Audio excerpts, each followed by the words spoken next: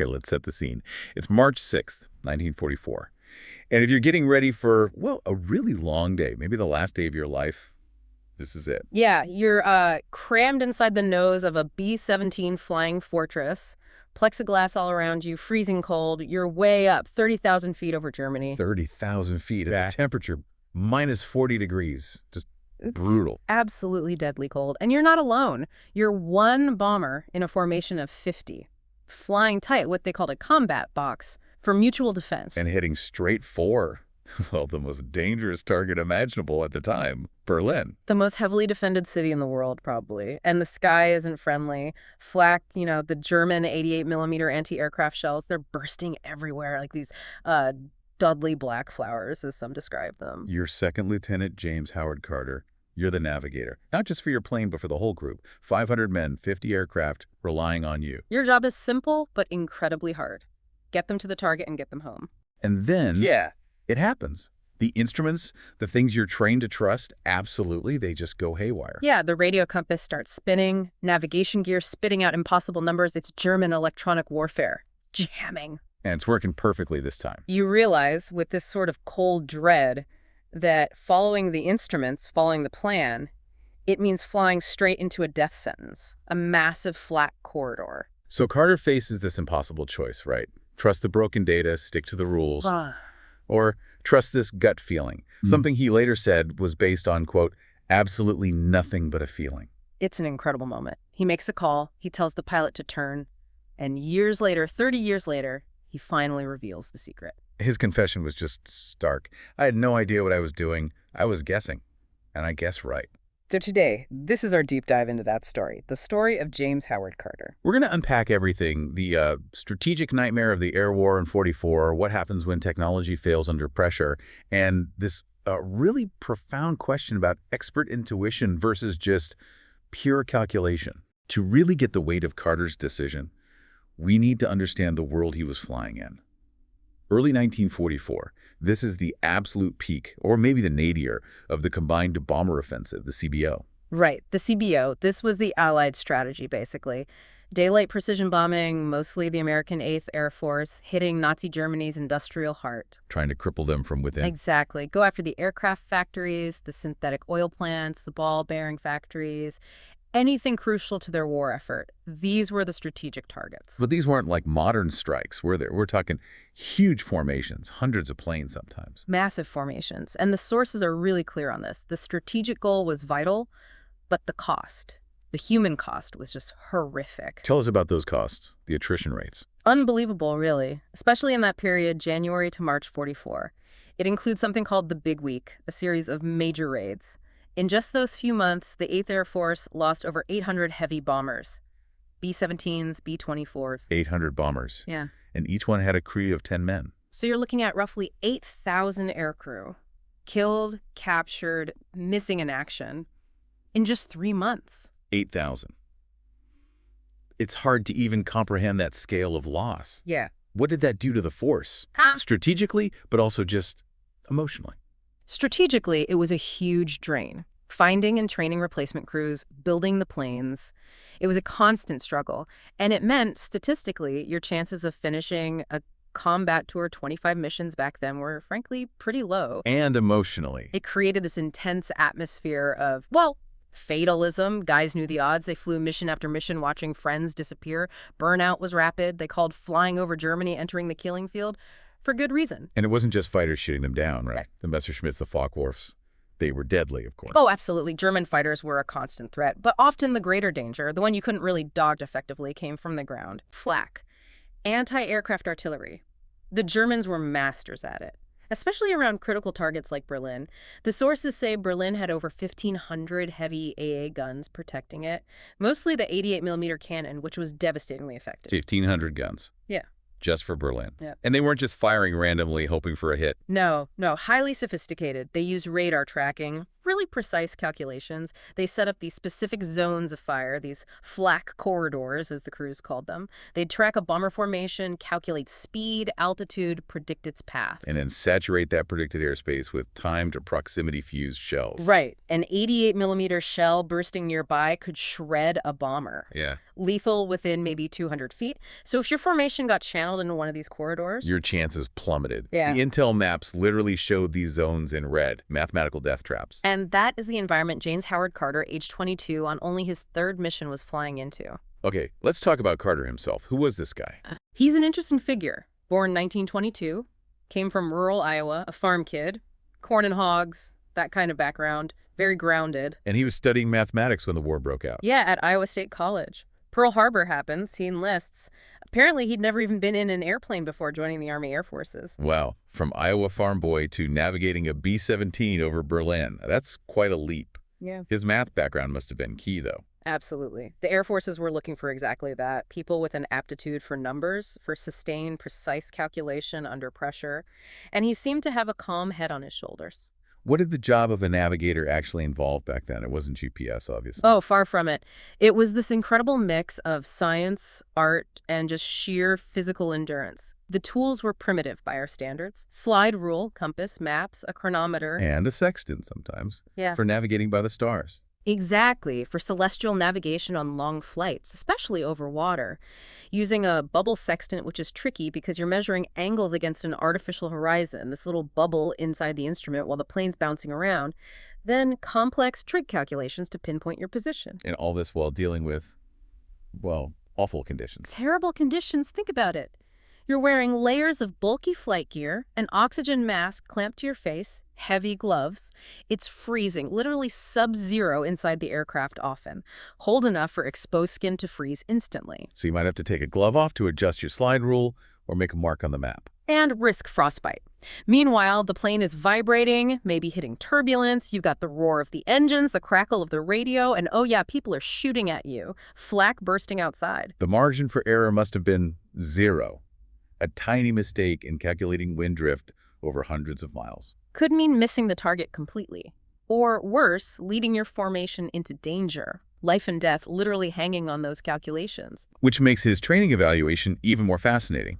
You found a note. Yeah, it's almost eerily prophetic. His instructors noted, competent navigator, excellent at dead reckoning. That's key. But then they added, perhaps relies too much on instinct rather than instruments, recommend additional technical training. Wow, so even back then, they saw this tendency in him.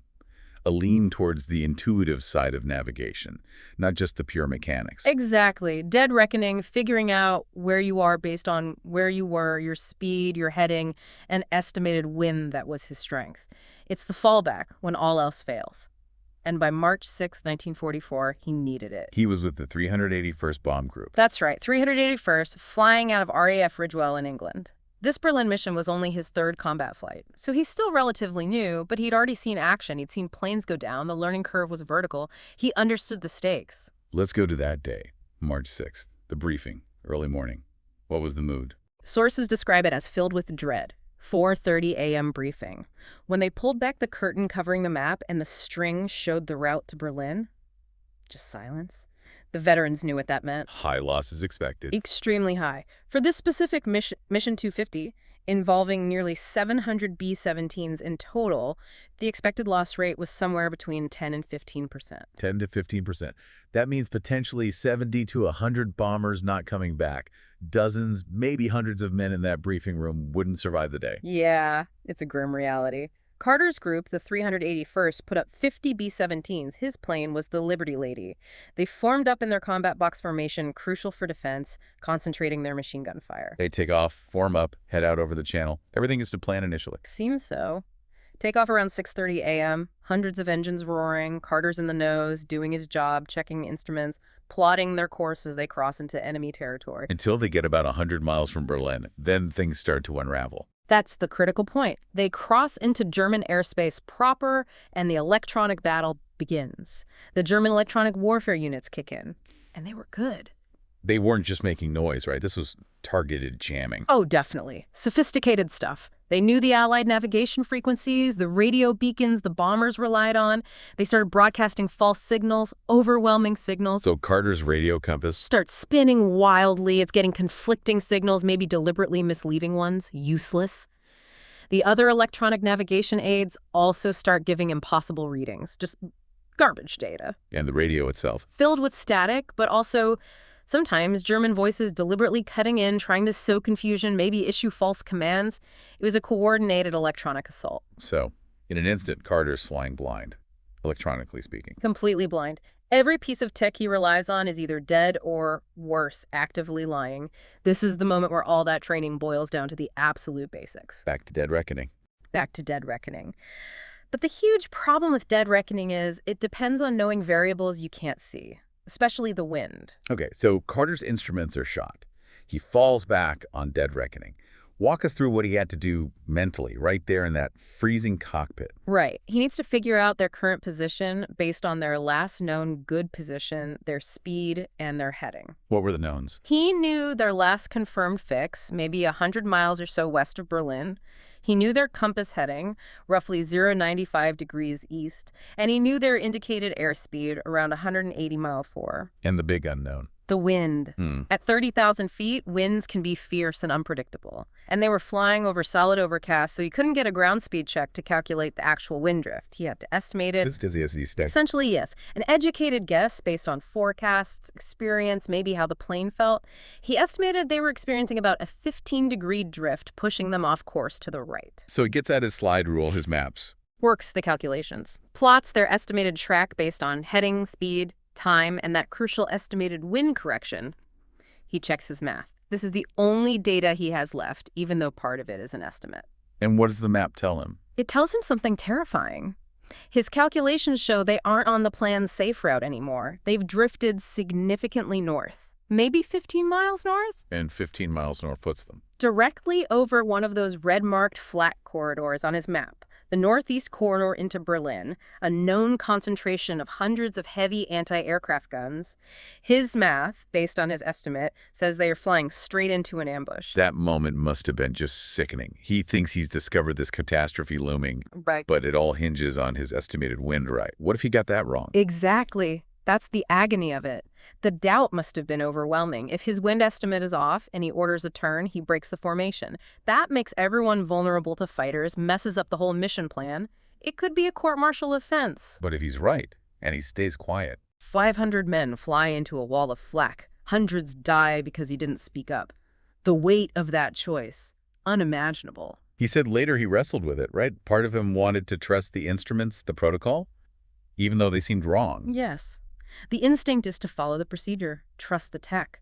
But something else, maybe that instinct his trainers noted, was screaming that the calculation, even based on an estimate, felt right. The danger felt real. It's that conflict again. Calculation versus intuition. Science versus something deeper. And he has maybe seconds to decide.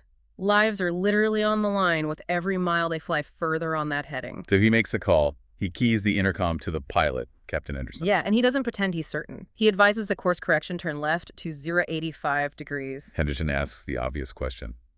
How sure are you? And Carter's reply is just incredibly honest, especially under that pressure. He says, "Sir, my instruments are out. I'm working on dead reckoning and instinct. I can't confirm, but I'm pretty sure." Pretty sure. Not exactly the kind of certainty you want when you're flying into Berlin. No, but think about the alternative. Henderson knows the instruments are compromised because Carter told him. So the choice is follow known bad data or trust the navigator's best guess, however uncertain he sounds.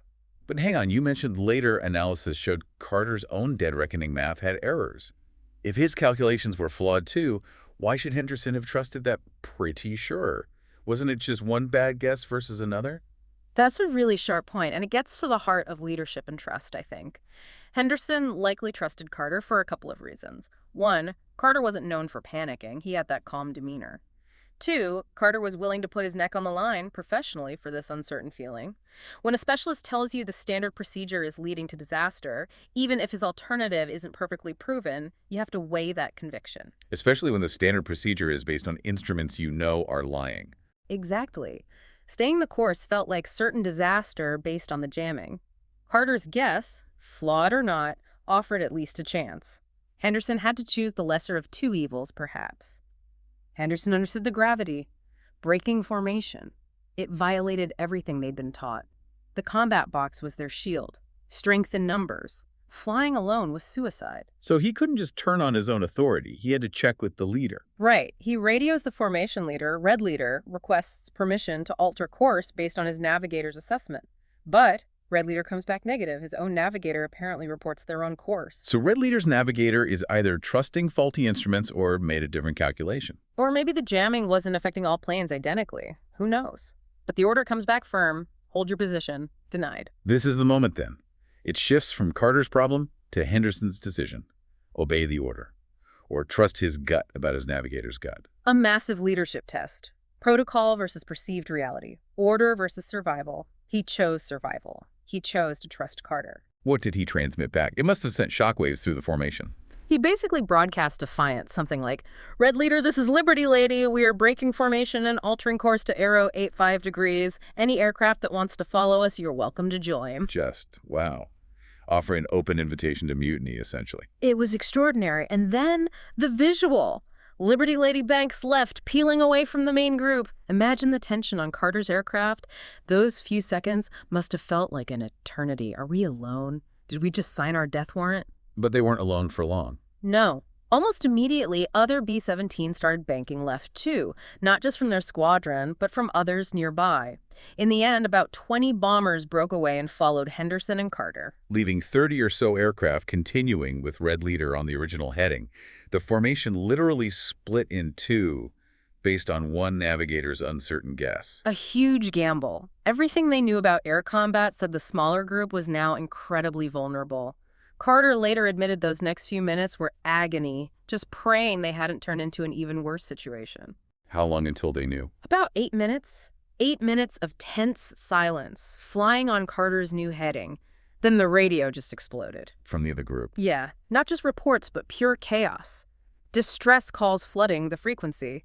Flak, heavy flak, they've got us bracketed. You could hear the sounds of impacts shouting.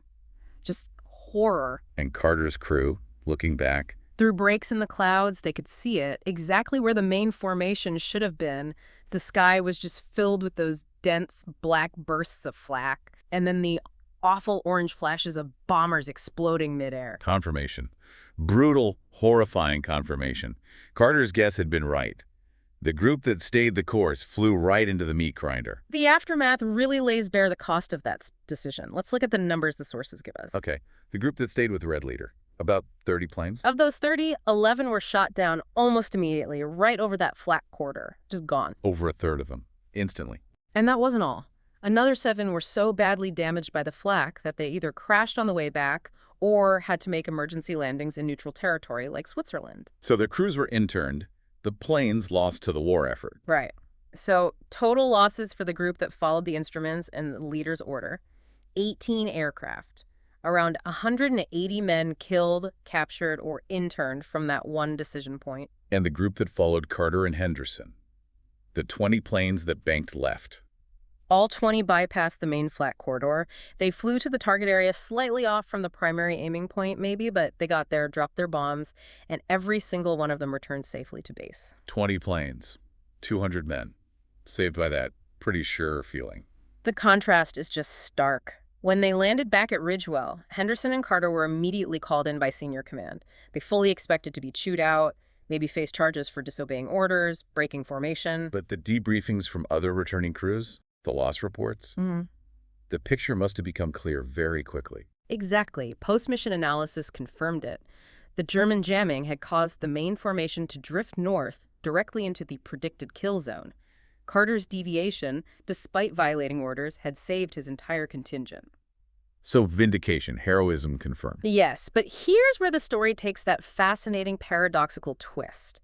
The intelligence guys, doing their thorough analysis, went over Carter's navigation logs, his charts, the actual dead reckoning calculations he made during the flight. The math he used to justify the turn. That exact math, and they found it contains several significant errors. Wait, his math was wrong. The calculations he based the life-saving turn on were actually flawed. According to the post-mission analysis, yes. His estimate for the wind correction wasn't quite right. His airspeed calculation might have been slightly off, maybe due to unnoticed icing. The precise angle of drift he calculated, also mathematically imperfect. So, how on earth did he end up making the correct turn if the calculation itself was wrong? This is the crazy part. It seems to have been a case of, well, lucky errors. Multiple small inaccuracies in his inputs and calculations somehow canceled each other out, or combined in a way that the final plotted position on his map ended up highlighting the danger zone correctly, even if the steps to get there weren't perfectly sound. So the flawed math accidentally confirmed his gut feeling. The conviction came first, and the numbers, even wrong numbers, just happened to back it up. That seems to be the conclusion. It wasn't a feat of perfect calculation under pressure. It was more like his underlying intuition, his sense of wrongness about their path was the driving force. The flawed calculation was just perhaps the rationalization he needed to act on that intuition. That's incredible. It means his expertise wasn't just in the math, but in the feeling that transcended the math. Precisely. The official conclusion was that while the method might have been flawed, the result was life-saving and correct under the circumstances. His brain, his experience, maybe unconscious cues he wasn't even aware of processing that whole system, arrived at the right answer even when the conscious, logical steps were shaky. He still got the Distinguished Flying Cross for it, though.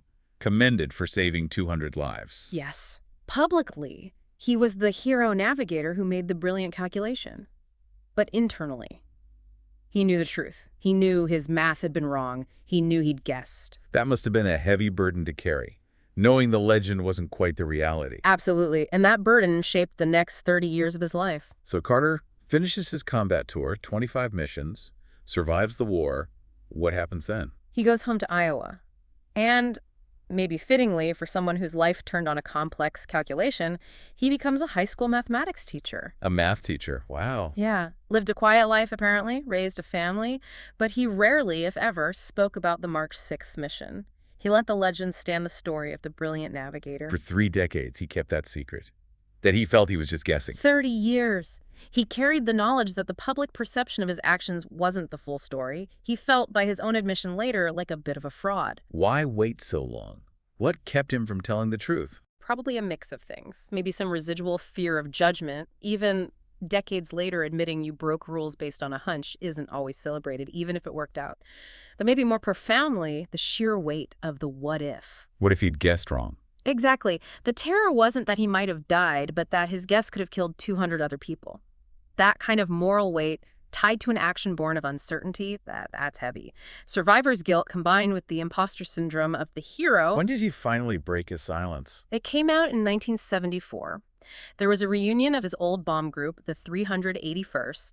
A historian was there, interviewing veterans about their experiences, and Carter finally told him. What did he say? He basically confessed, said something like, "Everyone thinks I did some brilliant piece of navigation that day. The truth is, I was guessing." He explained his instruments were out, his calculations felt rushed and uncertain, and he relied on this powerful gut feeling that they were going the wrong way. He couldn't explain why he felt it so strongly, just that he did. That took courage, too. Admitting that to the very men whose lives depended on that guess. How does they react? That's perhaps the most powerful part of the story. The reaction wasn't anger or disillusionment. It was acceptance, gratitude, and remarkable insight. What did they say? One pilot apparently just clapped him on the shoulder and said something like, "Jimmy, I don't care if you were guessing or calculating or reading tea leaves in the sky. You saved my life. That's all that matters." Wow. And wasn't there another quote about guessing? Yes, another veteran made this incredibly insightful remark. "Guessing is just what you call it when you know something, but can't explain how you know it." That's brilliant. It completely reframes it, doesn't it? It takes it away from random chance and puts it into the realm of expertise. Exactly. It connects directly to modern ideas about expert intuition, or what psychologists sometimes call recognition-primed decision-making. How does that work? How does it apply to Carter? The idea is that experts, through massive experience and training, build up this huge internal library of patterns. When faced with a complex, high-stakes situation, their brain rapidly matches the current scenario against those stored patterns, often unconsciously. So Carter's guess wasn't random at all. Likely not. It was probably informed by everything he'd learned. Hundreds of hours of navigation training, the feel of the plane, the look of the clouds, the angle of the sun, subtle changes in engine noise due to wind. Countless tiny cues his conscious mind wasn't processing or couldn't articulate. His subconscious recognized a pattern of wrongness, even if his conscious calculations were flawed. That's the theory. His brain, operating below the surface, processed all this subtle data and produced a strong feeling, a gut instinct that contradicted the available faulty conscious information. The resulting feeling was actually the output of a more sophisticated, experience-based system. So his real expertise wasn't just the math he taught later, but this ability to know when the math wasn't enough. Precisely. His training gave him the tools, but his combat experience taught him when the tools were broken, and he had to rely on the master craftsman's feel for this situation. He lived this paradox. A man of numbers, saved by something beyond numbers. Okay, so stepping back from this incredible story, what are the big takeaways? What can we learn from Carter's experience, especially when we face our own moments of high-stakes decision-making with confusing data? I think there are several really powerful lessons here. The first one is almost counterintuitive in our data-driven world. Sometimes the instruments are wrong. Meaning the data feed, the accepted wisdom, the standard procedure, it can be flawed. Exactly. Whether it's literal instrument failure like Carter faced, or flawed algorithms, biased information, groupthink pushing you in the wrong direction, true expertise includes the ability and the courage to recognize when the primary data source is corrupted and shouldn't be trusted. Which leads directly to the second lesson, Yeah. knowing when to break the rules. Absolutely. Bomber doctrine existed for a good reason, to maximize survival most of the time. But Carter and Henderson recognized this was the exception. Sticking to the rule, stay in formation, obey the leader, would have been fatal. Their expertise told them the context demanded violating the protocol. It's about judgment, not just rule following. Precisely. And the third lesson, I think, comes from Carter's 30-year silence and eventual confession. The importance of humility. Owning his uncertainty doesn't make his action less heroic. It makes it more so. He acted decisively without the comfort of certainty. That's often what real courage under pressure looks like. And this single mission, this one decision, it didn't just affect the men on those planes, it actually changed things in the Air Force. Oh, significantly. It had concrete, lasting impacts on strategy and training. Like what? Well, first, it highlighted the critical threat of electronic warfare. There was a major push to develop better countermeasures, better ways to protect navigation systems or detect jamming attempts. It became a much higher priority. Made sense. What about navigation training itself? It was revised. While electronic aids were still important, there was a renewed emphasis on the old-school skills, advanced dead reckoning, celestial navigation, grid navigation skills that didn't rely on vulnerable radio signals, making navigators more self-reliant. Less dependent on tech that could be fooled. Exactly. And crucially, there was a shift in command philosophy, prompted by Red leaders' fatal rigidity. How so? New directives gave formation leaders more flexibility. They were empowered, even encouraged, to trust the urgent, well-reasoned judgment calls of individual navigators in critical situations, even if it meant deviating from the lead plane or the initial plan. It acknowledged that the guy with the best situational awareness might not be the one technically in command at that moment. So they basically institutionalized the possibility of trusting informed intuition over blind obedience. In a way, yes. The military even began studying this phenomenon, more formally expert intuition, decision-making under uncertainty, trying to figure out how to identify and cultivate that kind of judgment. And Carter himself, after the confession. He lived out his life quietly, passed away in 1998, age 76. The sources mention something really poignant about his funeral. What was that? 12 of the surviving crew members from the planes that followed him that day were there.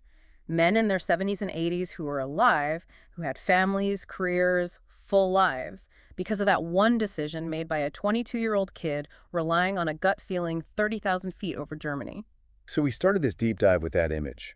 A young man, barely out of his teens, trained in the logic of mathematics, thrust into the chaos of war.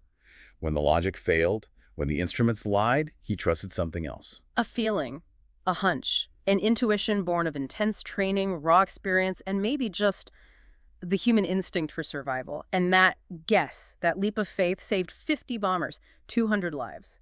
Carter's story is such a powerful reminder, isn't it? That true mastery in any complex field isn't just about knowing the rules or crunching the numbers.